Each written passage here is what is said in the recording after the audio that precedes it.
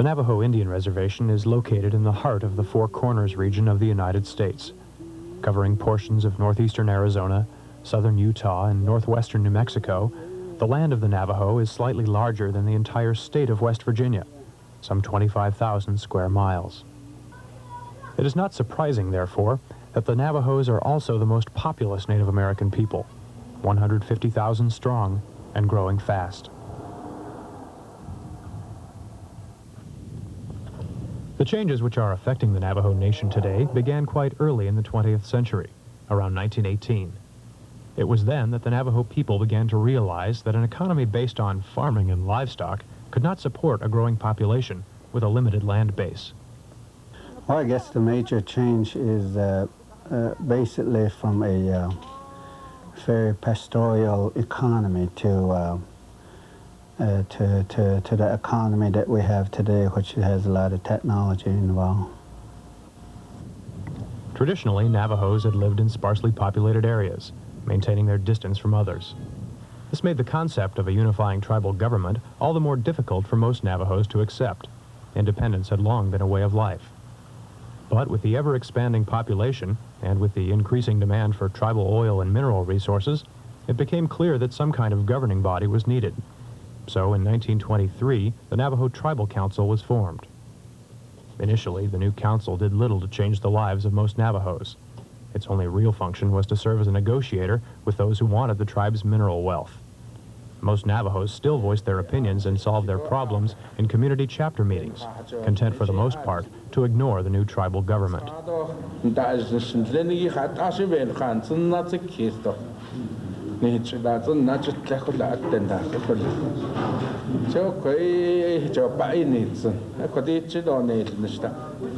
Following the Second World War, the Navajo Nation made its move into the contemporary world. Returning Navajo veterans, such as the famed code talkers, returned to the reservation with fresh ideas and a vision for the future. Armed with this vision, the Navajo leaders began searching for solutions to the problems their nation was facing. The tribal government took on a new importance, trying to solve the economic, social, and political problems that were besetting the people. The search for a revenue base which would provide quick jobs became a major quest. Recognizing that their main commodity was the land and natural resources, the tribe made some rather hasty decisions regarding coal leases and electrical power production. These decisions would come under increasing attack in the 1960s and 70s, but at the time they were signed, the promise of jobs was too strong. Today, the problems that appeared after World War II have grown with the population. Unemployment, overgrazing of rangeland, and increased use of natural resources are all significant issues today. Former Secretary of the Interior, Stuart Udall, has seen many of the changes which threaten the fabric of traditional Navajo life. Well, I first saw it as a kid about 50 years ago, and there's been a very dramatic and in some ways a disastrous change because the population has doubled and redoubled at a very rapid rate, and whereas the traditional Navajo lived in the hogan out of sight of the neighbor, now you find them clustered in hastily built communities. You find the overgrazing problem. You find an economic problem that is bad and getting worse. And it's hard to be optimistic when you look at the Navajo reservation with all the problems they've accumulated. It seems like I look at them as like I do some of these undeveloped countries, poor countries in the world, and wonder how they're ever going to get on top of things if they can't slow down and control their population growth rate. Many Navajos, however, do not share Udall's pessimistic views. Arizona State Representative Daniel Peaches, one of few Navajos ever elected to the Arizona legislature, doesn't agree that the population is out of control. No, it's not so much out of control as it is as the ability of the land to support the people in terms of traditional economy isn't there. It's getting to the point where it's very limited. Faced with staggering unemployment and poverty, the tribe has tried to lure industry to the reservation. For the most part, this industry depends upon the use of non-renewable resources, such as coal, oil, and uranium. The leases with these companies were traditionally taken at face value, with little regard for the true economic or environmental bottom line. The promise of jobs for the unemployed was always the primary concern. Now, the tribe is trying to look beyond the immediate benefits of such leases and is trying to build a lasting resource base.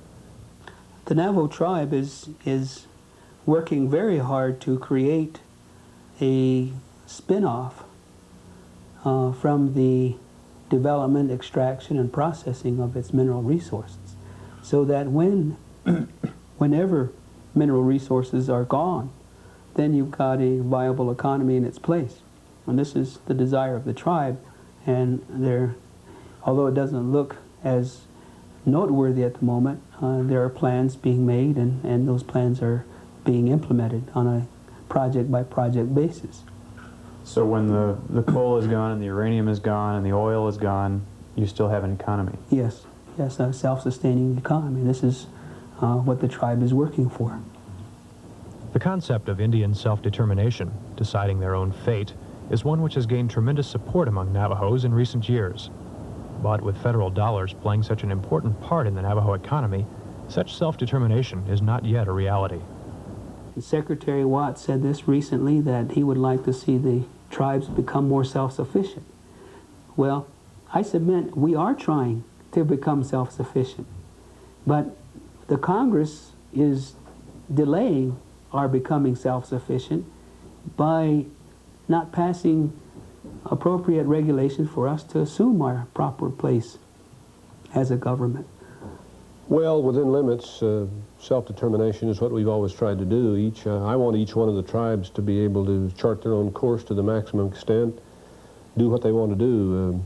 We tend to pigeonhole tribes and say all Indians want to do so-and-so. Well, some Indians want to merge into our culture and wear a three-piece suit and drive the freeway to a glass high-rise office building. A lot of them don't want that. They want to be Indians and herd sheep and cattle and live the old life.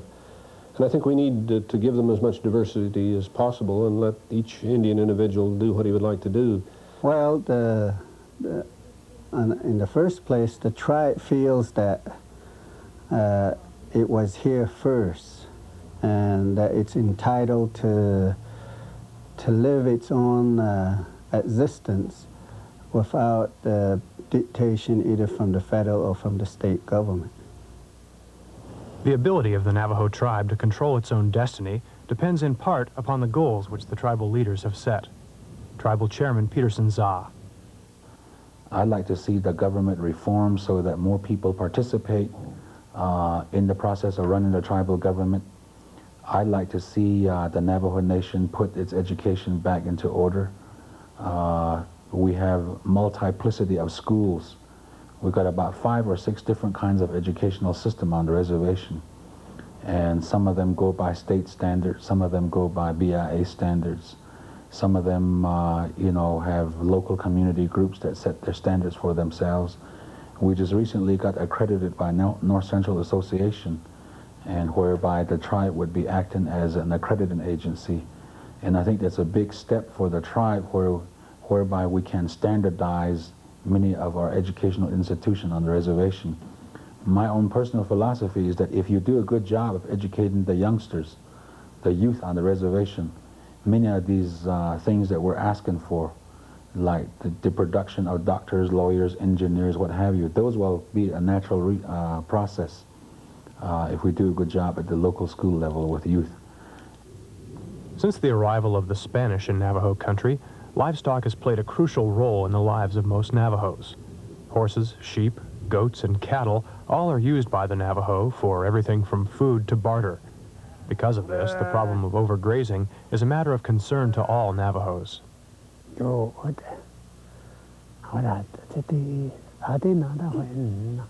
Back several years ago, it used to be more grass than it is here. Now he has to go further away to herd sheep.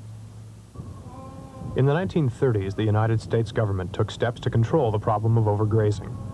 Their belief was that overgrazing and the resulting desertification of the land was due to too many animals being on that land. In the years that followed, the government initiated a massive livestock reduction program against the will of the Navajos. The results were disastrous. If the government wanted to save the rangeland from, you might call it, overgrazing, desertification, misuse of land. And they saw that animals' numbers were probably causing it. That was their diagnosis. So their solution was get rid of the animals, therefore save the land. But actually it wasn't. The destruction of the Navajos' livestock was perceived by the people as a disaster, second only to the forced exile at Fort Sumner. Since most Navajos did not have large herds to begin with, the prospect of stock reduction was viewed as an unnecessary massacre. There was also a religious significance to the action, since sheep were used in ceremonies to pay singers and feed attending people. Most Navajos just did not feel that stock reduction was the answer to a problem which they could not perceive. The hatred the people felt towards the United States government created a rift between Washington and Window Rock, which remains to this day. Today, the problem of overgrazing continues, despite the efforts of the tribe to control it. The reason that it's not really improving is because we haven't gone to another management method where it's bringing it back. We have just stayed where we were and continued with what we got without the stock reduction. So we really don't have an intensive management program that will cure it and sustain it. Despite Navajo laws governing grazing, tribal officials have few tools to combat the problem. It is a problem because the regulation that's governing that, it's supposed to regulate the grazing and regulate the number of livestock, it's not effective because it doesn't have any enforcement behind it. I could, as a range person, my responsibility was to go out there and correct that, saying, okay, you got your limit, no more.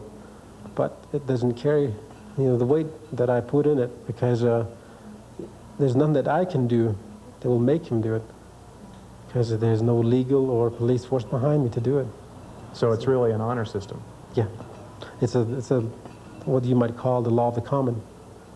Like the ocean is. Everybody uses it, but nobody wants to be responsible for it. Recognizing the severity of their problem, the tribe has turned to the leader of a new technique in range management for help. Alan Savory is a former member of parliament from the African nation of Rhodesia, now Zimbabwe, who has devised a radical solution to the age-old problem of overgrazing. Over a number of years, I've been working on the problem for many years, like many other people have, trying to find a solution to it. And eventually we found a solution in Africa, Rhodesia, what's now Zimbabwe, which we've developed to a very practical, workable, applicable tool now. And this solution basically controls overgrazing by time-controlled grazing. And we no longer try to control it by numbers. For example, the stock reduction that took place in the Navajo area was incorrect. It did not stop the desertification. And if there was further stock reduction in any of the areas in the United States, it would only aggravate the problem. The arid areas of the United States are being turned gradually into desert for two reasons. One is too little animal impact. The animal is essential to the health of the plant in a brittle environment. And the second reason is the overgrazing.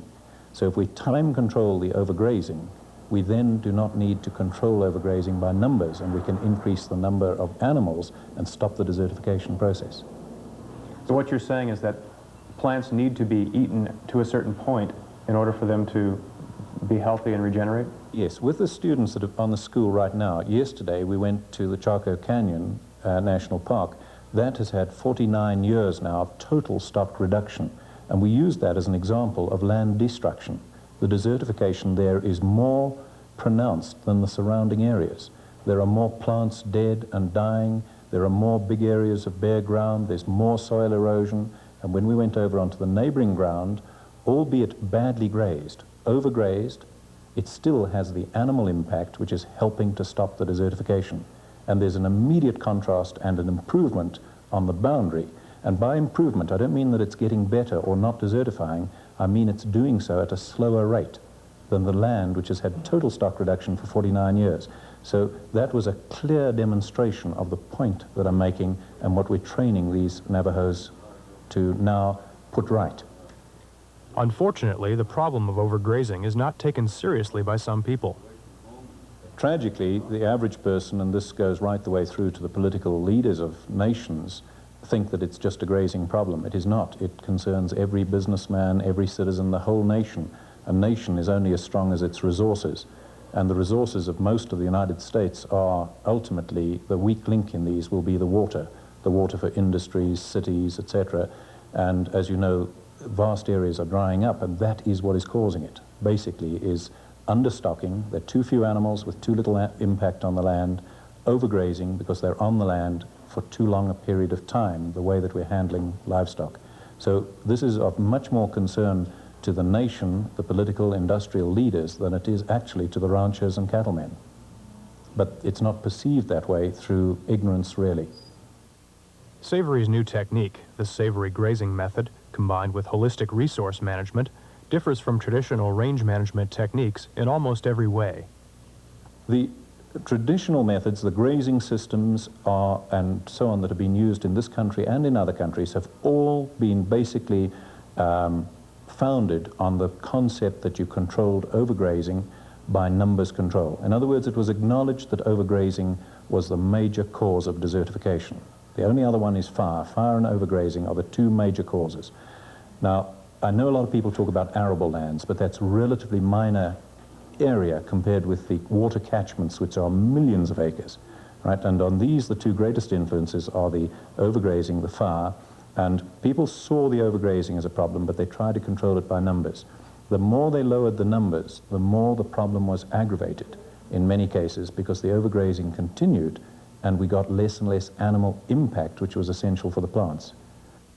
Savory's technique has met with a great deal of resistance among traditional range managers, in part because the old methods are still being taught in colleges and universities throughout the country. Yes, that is still being taught.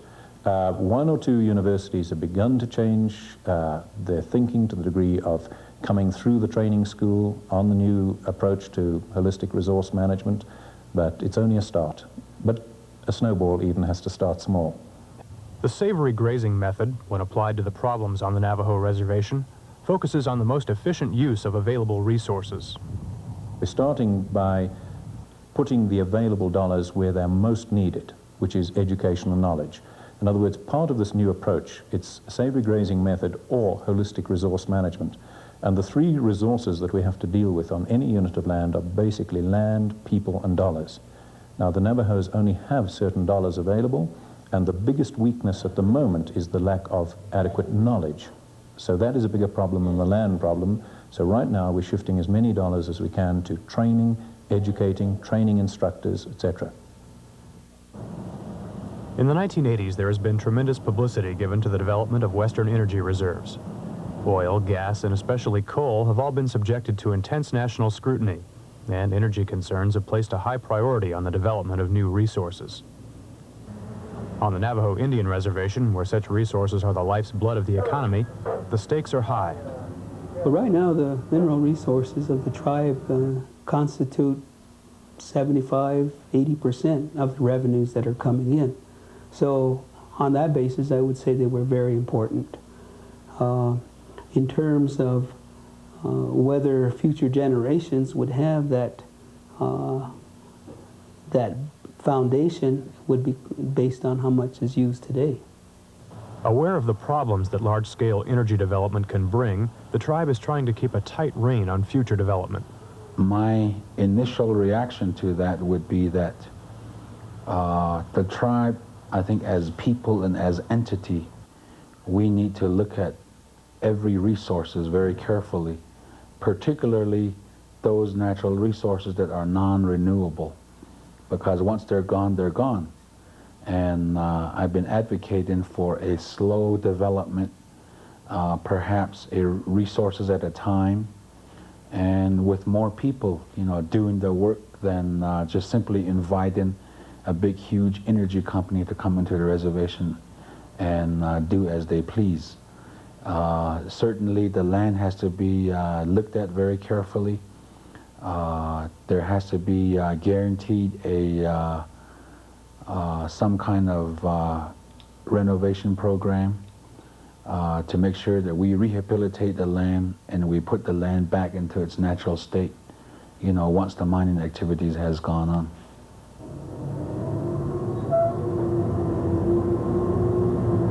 In the 1960s, when the Navajo tribe first began signing lease agreements with various coal mining companies, the Navajos were told that nuclear power would soon render their coal worthless. As a result, the leases that were signed did not give the Navajos a fair market price for their coal. I think many of these companies, they made millions and millions of dollars off the tribe through those contracts, and some of those contracts are unconscionable. It's really something to see how those contracts are, you know, taken advantage of right now. There's no de-escalation clause in many of those contracts, and we've been given almost our coal away free. And I'd like to renegotiate those leases as soon as possible. Whether due to the promise of jobs for the unemployed or the prospect of nuclear energy rendering coal obsolete, the early leases provided very little revenue for the tribe. The reasons for the hurried signing of the leases are not clear to this day. Well, I don't really know, except that perhaps back in the 1950s or early 60s, they may have been considered okay.